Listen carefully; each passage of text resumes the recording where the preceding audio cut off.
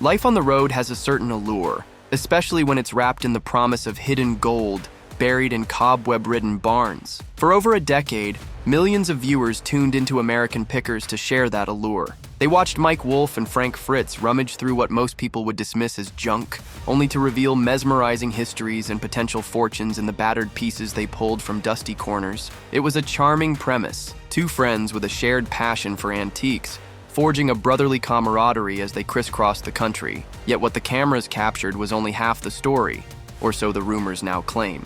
With the sudden, tragic news of Fritz's death and subsequent allegations pointing at Mike Wolfe, fans and insiders alike have been left reeling.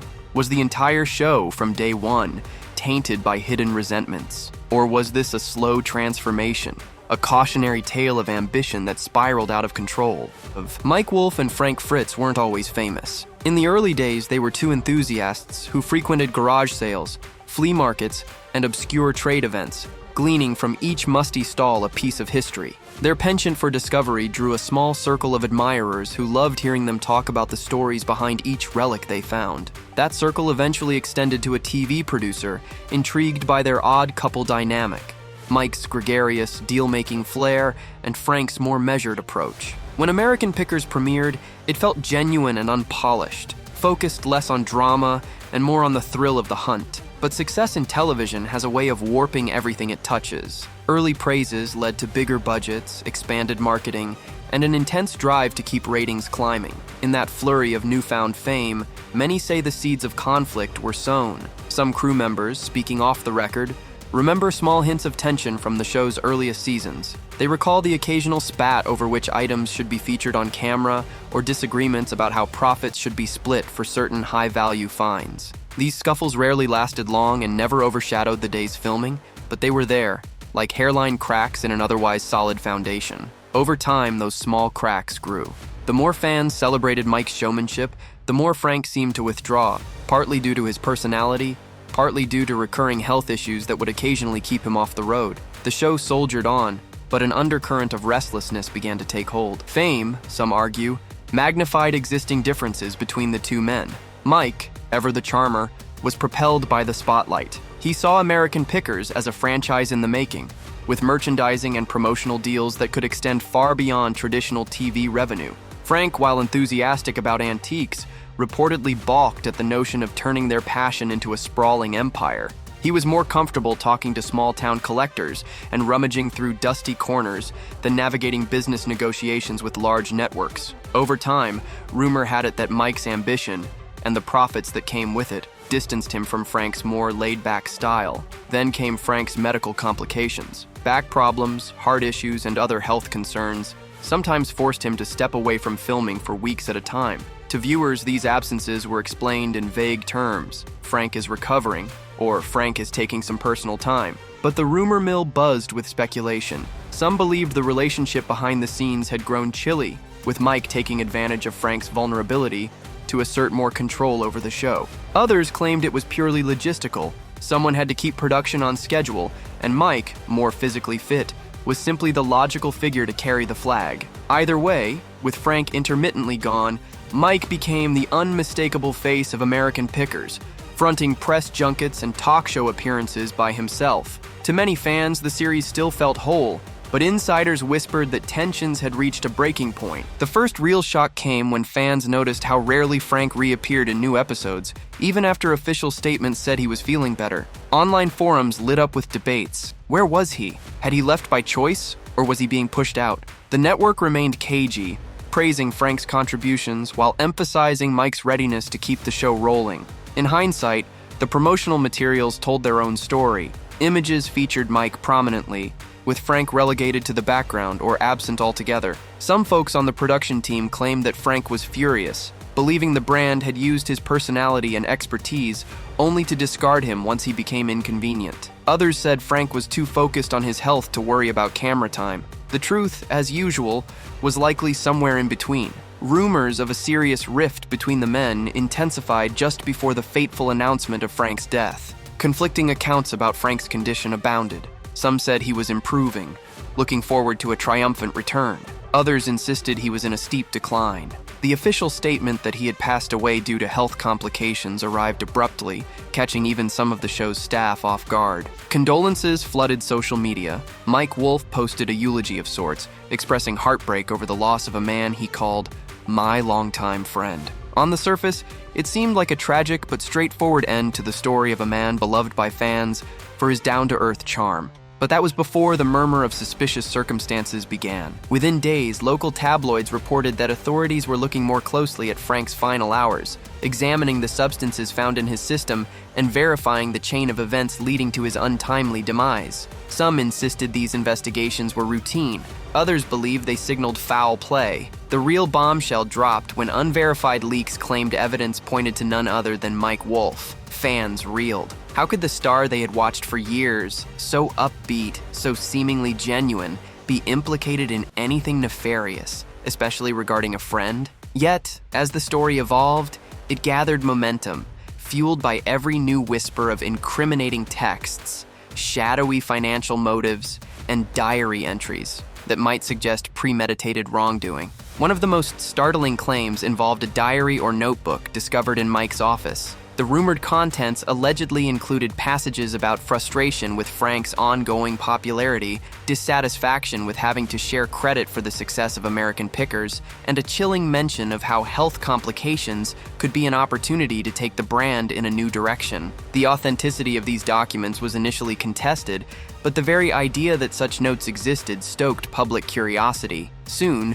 theories began forming about exactly how far someone might go to assert creative control over a profitable series. As suspicions mounted, the show's production staff found themselves in a tough spot. Some insisted that the friction between Mike and Frank, while real, never escalated beyond arguments about scheduling or revenue splits. Others told a different story. One anonymous source recalled seeing Mike rummaging through Frank's personal items while Frank was away receiving treatment. Another insisted that Mike frequently referred to American Pickers as his baby, hinting that Frank was nothing more than a face for comedic relief. The cumulative effect was damning, even if these stories were impossible to verify outright. The swirl of gossip led to intensifying media coverage. Entertainment news outlets, YouTube commentators, and reality TV pundits dissected the allegations day after day, each wanting to be the first to unearth a new clue. Some fans, loyal to the memory of what American Pickers represented, tried to defend Mike. They pointed out that tabloids often fabricate or exaggerate drama for clicks,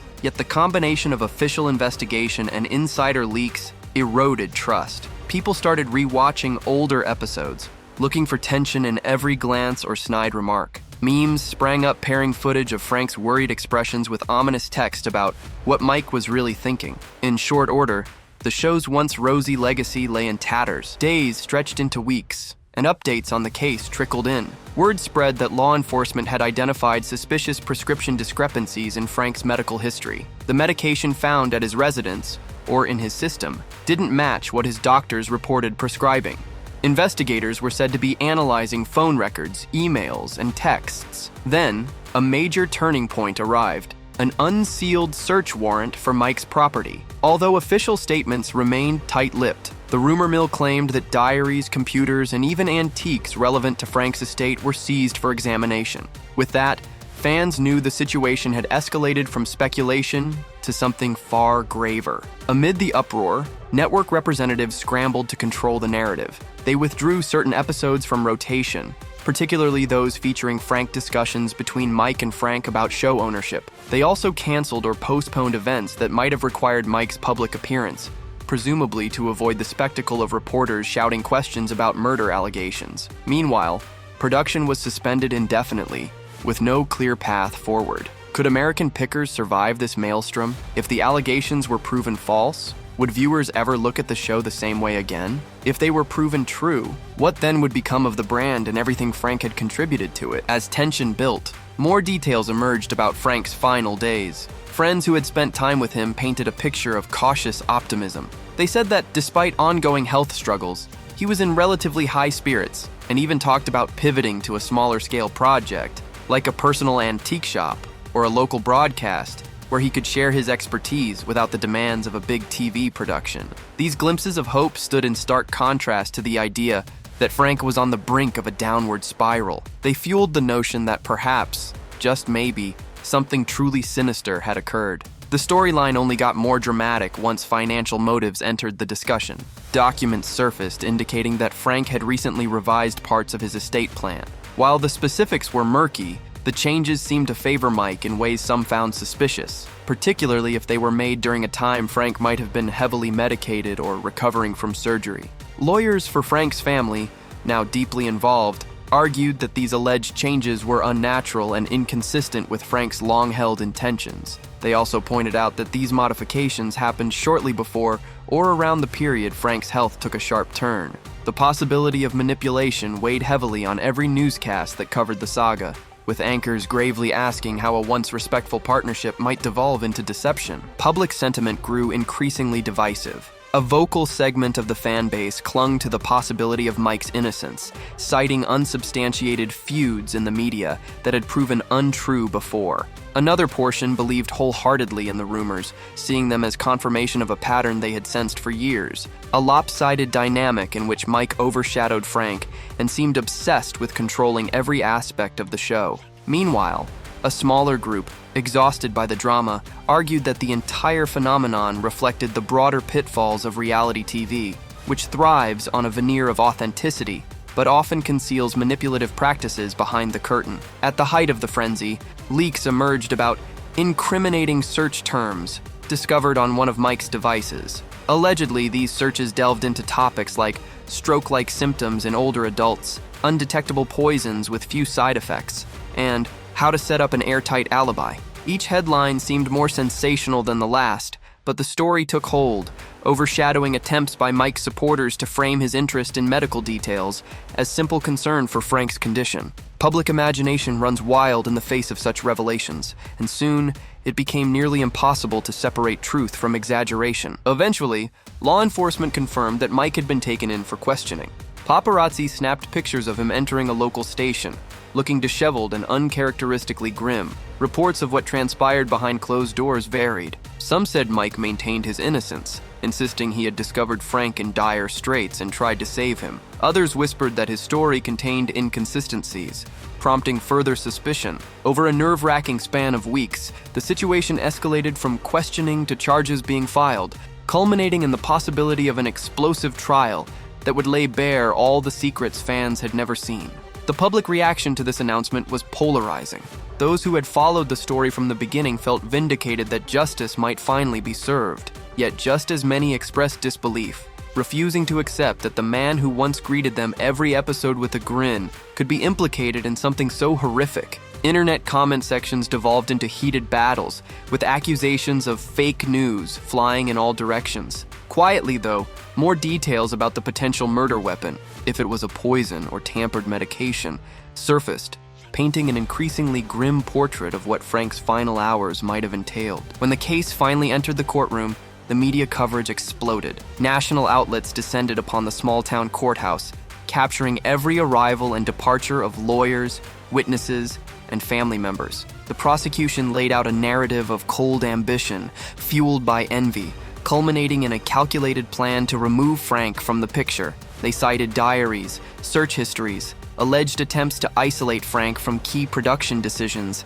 and suspicious financial arrangements. The defense, for its part, framed Mike as a frustrated friend who had tried to help Frank in his declining health, only to be scapegoated once the worst happened. They denied the legitimacy of the diaries and disputed the timeline of alleged tampering with Frank's medication. Regardless of which side was correct, the trial itself became a media circus, overshadowing the original spirit of American Pickers almost entirely. Each day brought new witnesses to the stand, doctors who weighed in on Frank's actual health state, forensic specialists who deciphered cryptic diary entries and examined residue on pill bottles, even acquaintances from the antiques world who had known the two men before fame struck. Some described Mike's brash personality as borderline obsessive, while others painted him as an inventive showman who felt betrayed by a partner he believed wasn't pulling his weight. The testimonies were as conflicting as they were heartbreaking, with Frank's family looking on in a mixture of sorrow and anger. As the weeks of testimony wore on, a chilling through line emerged. The show's success had birthed an intense environment in which both men felt compelled to assert dominance. Frank's health concerns provided a wedge for Mike to enhance his control, while Frank's fear of being sidelined fueled paranoia. Though neither side disagreed that the friendship had soured, the core question remained. Did it sour badly enough for murder? Or was the entire tragedy a horrible coincidence, with incriminating details spinning out of normal events? Journalists covering the trial remarked on how the simplest pieces of evidence, text messages, receipts for prescription drugs, could take on dark significance when viewed through the lens of suspicion. Eventually, the closing arguments arrived, summing up what had become a labyrinth of evidence and testimonies. By that point, American Pickers had been off the air for months. The network had severed ties with Mike Wolfe, sponsors had pulled out, and die-hard fans had grown weary of the daily barrage of updates. Some even held candlelight vigils for Frank, remembering the warmth he once brought to their screens. A sense of grief, disillusionment, and betrayal clung to the entire affair. If the prosecution was correct, a show that emphasized the value of preserving history was tarnished by an act that destroyed a life. Not a soul in the courtroom seemed prepared for the moment when the jury delivered its verdict. The hush was deafening. For those present, it felt as though a decade's worth of illusions about American Pickers teetered on the edge. The outcome, whether it confirmed the allegations or not, would finalize the show's legacy in the public imagination. And in the end, the verdict was a stunning condemnation. A wave of shock rippled through fans worldwide. According to the final statements, the diaries and online searches were no mere coincidences. They had formed a blueprint for removing Frank. The reaction was immediate and explosive. Journalists documented how Mike, upon hearing the verdict, erupted in outrage, proclaiming that the brand he built was being ripped from him. Some accounts described him lashing out physically, necessitating a swift intervention by security officers. The show that once exuded a jovial sense of camaraderie had effectively ended in chaos and heartbreak. In the weeks following the verdict, the American Pickers brand went into free fall. Reruns disappeared from primetime schedules. Franchise merchandise quietly vanished from store shelves. Online forums that once buzzed with excitement over rare antiques and holy grail picks turned into battlegrounds for debates over guilt, innocence, and moral responsibility. The people who had come to love the program, the road trip banter, and the love of Americana now wrestled with the knowledge that a show about treasuring the past had crumbled under the weight of betrayal and violence. Frank's family pursued additional legal action to prevent Mike or his representatives from profiting off Frank's likeness. Meanwhile, production staff scattered to other projects, tarnished by association. As the dust settled, many fans found themselves revisiting old episodes, remembering the simpler times when two guys in a van seemed genuinely thrilled to unearth relics of America's past. Some discovered new pangs of sadness in rewatching those scenes, spotting gestures or offhand remarks that, in hindsight, seemed loaded with hidden tension. Others vowed never to watch again, unwilling to relive what they viewed as a massive deception. The phenomenon that was once American Pickers had mutated into a cultural cautionary tale, reminding viewers that even the most genuine on-screen friendships can hide layers of strife beyond the camera's frame. In the final reckoning, the saga posed a sobering question. How well can anyone truly know the personalities that reality TV puts on display? Behind every highlight reel of road trips, negotiations, and comedic one-liners, real people live with real fears, ambitions, and resentments. When the line between performance and authenticity blurs, the consequences can be devastating. In the case of Mike Wolfe and Frank Fritz, it led to a dark collision between fame, fortune, and personal vendettas that, if proven accurate, had the power to shatter lives. All that remains for many viewers is an unresolved sense of loss. They mourn not only Frank Fritz, whose final chapters now seem steeped in tragedy, but also the innocent joy they once felt watching these two men pursue relics of America's past. The show served as a weekly reminder that treasures lie hidden just around the corner, waiting to be discovered. But now, those who reminisce about American Pickers are left to wonder whether the greatest treasure, genuine trust and companionship, was lost amidst the scramble for fortune and fame. In the wake of such a catastrophe, perhaps the only lesson is to remember that behind every warm television smile, there can lurk depths of conflict we'll never fully comprehend. And sometimes, those hidden depths can tear apart the very foundation that drew us in to begin with.